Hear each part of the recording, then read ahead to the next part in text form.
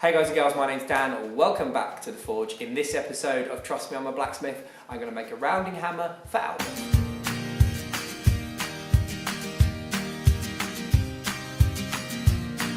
So I have a customer called Albert. Hi Albert, I hope you're okay. He bought a starter set, and also just after buying the starter set he said he would like a rounding hammer, or me to forge him a rounding hammer. Now he made some very specific requirements for his rounding hammer. He'd like a rounding hammer with two different radiused rounding faces, which is cool. I'm really keen for making this hammer, and I'm going to try and do that today. Now I have made a hammer in the kind of style that I'm going to make today, which was this one here, and I am yet to be able to repeat this. I haven't been able to make another hammer as good as this one. Now I really like this hammer, and the idea of this hammer was to replace this hammer, because I'm aware that I use this hammer a lot more than I should do, considering I can make my own hammers. So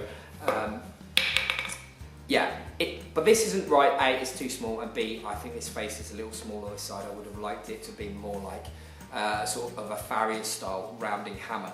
And the other day when I was poorly, I also made a video where I made this. The video quality was awful, and this hammer didn't turn out quite as I would have liked it to, so I didn't show you that video. I also used the titanium punch, which worked very well. But today I'm going to use this little dumpy piece of material here and try and make a rounding hammer using some of my older techniques and some of the techniques I learned whilst making this hammer, and hopefully show you how to make a rounding hammer. But yeah, I'm still experimenting and trying to work out what it is I want these hammers to look like. So bear with me, hopefully you enjoy this video, and at the other side we'll talk about the next steps on after we've forged this hammer. I'm going to get on and I'll see you in a minute. Okay, so majority of the work I'm going to do today is by hand, and then some pieces I'm going to do using the power hammer. To do them in your own workshop, you will struggle to do them without a striker. So you can achieve what I'm doing today. You might have to replace some of the tools for hand tools. But the essence is the power hammer is acting like a striker. You can do this, you can do this job with a friend. So let's talk about the stock to start with. This is a piece of forklift truck tine. It's scrap. It's quite a thick piece. It's 2 inches square. It's 2 inches square, or 50mm square, by I think it was 3 inches and 5/8, which works out at about 92mm. I wanted it to be about 100mm long, but this is what I've got. You're going to need to get yourself a pair of pickup tongs of some descriptions to handle the material so you can get it in and out of the fire. You're also going to need to get yourself a punch. Now, I'm using a hand punch for a reason. I'm not using the titanium. I will be making a video where I use the titanium, but I'm using this punch for a reason, and the reason is I want the hammer eye drift that I'm using to have the earliest start possible. I want basically I want this drift to be engaging as soon as possible in the hammer eye, to guarantee that once I start flattening the cheeks out, I'm going to get the most out of this drift. Now, I made this drift wider than my original drift, and I found making the other hammer that I think I showed you before that putting the hammer eye drift in earlier allows you to work with the cheeks a bit more successful. I've had more success pulling the cheeks out than I ever have done with a hammer, so that's why I'm doing it that way. And for the first initial couple of strikes where I will be putting the hammer eye drift in, I've got this hammer eye drift bolster. This is to help protect the eye of the hammer. I will also be using this power hammer flatter and these power hammer fullers, spring fullers. Now, this is where you can make a set of these and use a striker to help you. They don't tend to work as well, but I will be making some videos shortly of me making a top and bottom fuller. I haven't made very many videos where I've made tools for the bottom, for the Hardy. I will be making videos very shortly on making tooling to go in the Hardy and the corresponding top tool to go with it. That's everything, and a hand hammer. I'm going to use a slightly larger than normal hand hammer. to put the drift through, just to speed me up a little bit. But I think that's everything. So let's get on.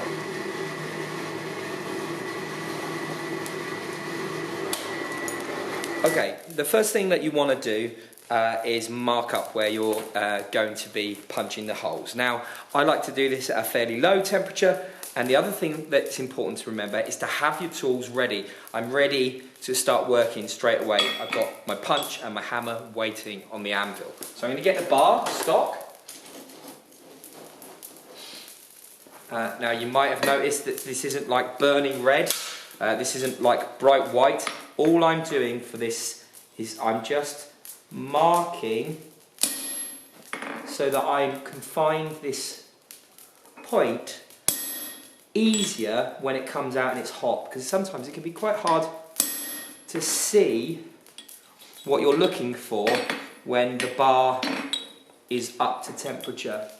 And basically just giving it a nice tap from both sides. Now, I have found the centre of the bar, centre of the stock.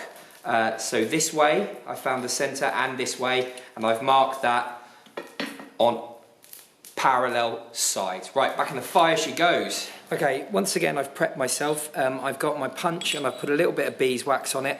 I've got a slightly larger hammer for driving this punch in, and I've got a glove for my hand because this is going to get hot. Okay, let's get this out.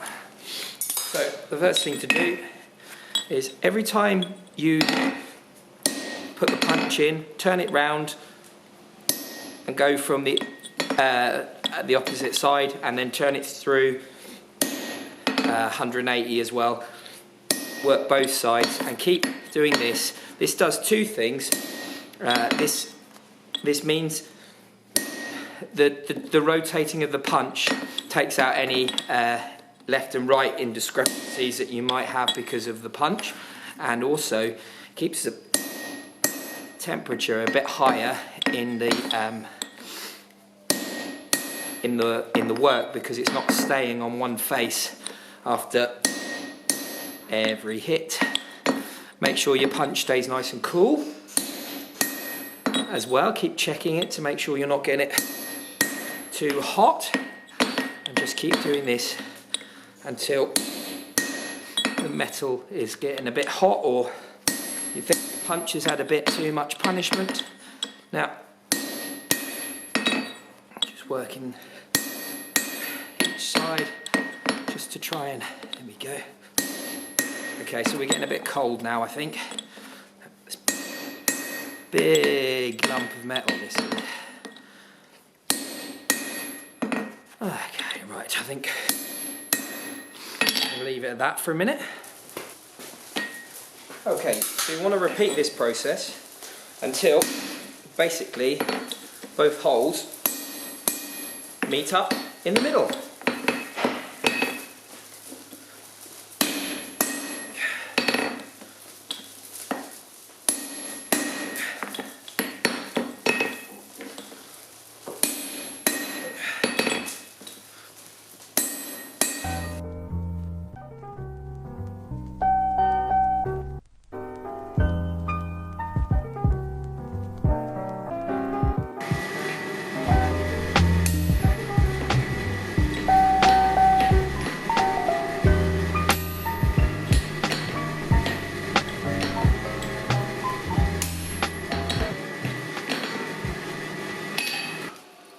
Okay, so there's the slug that's come out, a little tiny baby thing there, and this is the hurl through the bar. Now, I like to shear the slug out cold, so I work right down into the colder ranges when I'm getting the slug out, but it's a nice little slug. Unfortunately, this isn't quite big enough yet to receive. Oh, it is. Ah, cool. Right, let's get this hot again. Okay, so I had a bit of a fiddle around with the punch, and just I've opened these holes up just a little bit more.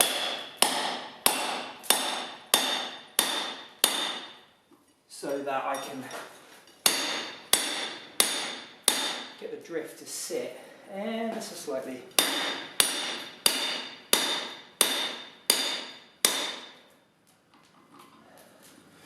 better in these holes.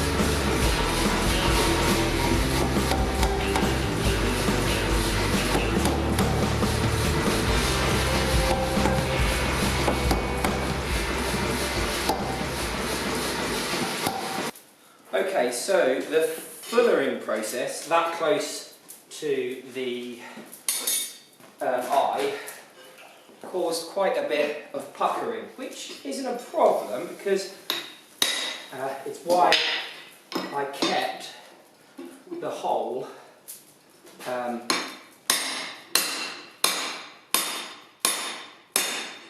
so small, because I wanted to guarantee that I would be able to fix it with the drift afterwards, which has worked quite well. Now I'm pulling the cheeks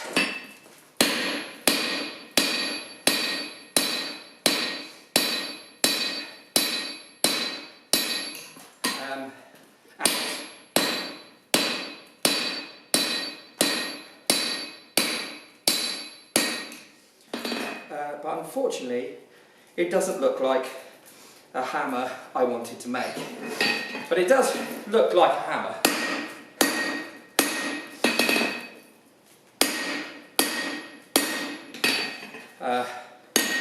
For good or bad.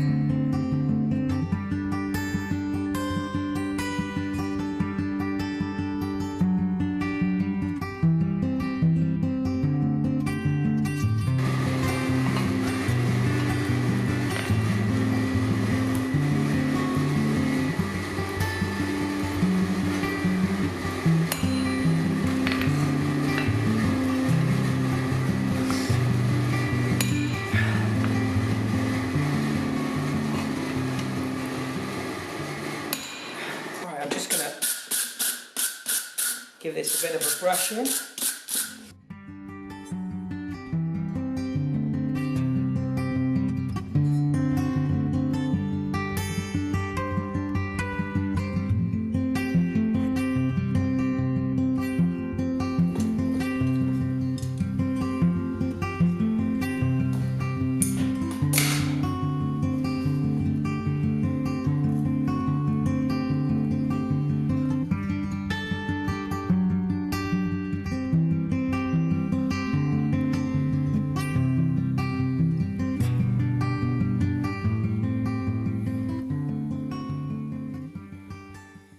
So that was a bit of fun, and this is the result. I know some of you are going to be curious about this, and some of you are going to be kind of like, hey, I thought you didn't do that sort of stuff. You know what I mean? But its proportions are nice, and they putting the fullers in quite early on after punching the hole, and then being able to use the drift in order to tidy it all up. Worked quite well, and it's given me the it kind of looks like what I wanted, but at the same time it doesn't. I am going to admit to something now. I made a mistake and the eye is slightly wonky, but I know when that happened, it happened after I put the initial fullers in, and then when I went to straighten it up, I cheated a bit and I run an old hammer of drift through using the power hammer, which you didn't see, and it sort of didn't go through straight, which is my fault, and I shouldn't have done it. This is too big. This isn't the size hammer I wanted, so but it came out nice, and it's a reasonable hammer. It's a bit heavy for I don't know. Let me know what you think. I'd like to know what you guys thought of it and how it looks. It's definitely a hammer, and there are attractive qualities about it. There are things about it that I quite like. So tomorrow, when I come up to the workshop, Dan's going to be here tomorrow, and we've got to pick some railings up and stuff. I'm going to do this with 40 square, I think like inch and 5/8 or something, and something like that anyway. And I'm going to try the whole process again. I'm going to do it exactly the same as that, but smaller, and see what the outcomes are. The other problem that I had doing this is I don't have a stake anvil, which is like nice and small and will be helpful for pulling these cheeks down. So that's something I need to make as well. And I guess if we're here tomorrow with Dan and we get on, I might get Dan to help me make a stake anvil. So that'll be quite interesting. I'm pretty sure this has been a fairly long video, but I thought it would be an interesting video to make nonetheless. Let me know what you think of this. I'm not sure. I've never made a hammer like this, and personally, I don't think they're that attractive. But you might think differently. But let me know what you think. I don't know if Albert is going to want this hammer. It's a touch big, but I'm going to ask Albert nonetheless. See what he says. This handle's my like stock kick-around handle for just checking stuff out and taking pictures with, so it's getting a bit beaten up now. It's probably not the right handle for this hammer, but it looks okay. Yeah, I guess that's everything for this video. Hopefully you enjoyed this video. Sorry about my voice still, it's not quite sorted itself out yet, and I've got a bit of a cough as well. But yeah, that's everything. So thanks for joining me. I hope you enjoyed this video. If you did enjoy this video, remember leave a like and subscribe if you haven't already. And if you are a subscriber, remember ring that bell for notifications, because it lets you know every time I make a video. And there's lots of cool stuff coming up very, very soon, I promise. This messing around with these hammers is going to lead to a very exciting project. I've got a couple of days up at the workshop now, which is really exciting, so there should be some stuff coming your way really soon. And that is everything. I will leave a link to me making the hammer eye up here, the hammer eye drift. I will chuck a random video down here. This is my Patreon. Please go and check that out. It's a great way to support the channel, and click that subscribe button. It's also a great way to help me out. Thanks for joining me, guys. See you later. Bye-bye.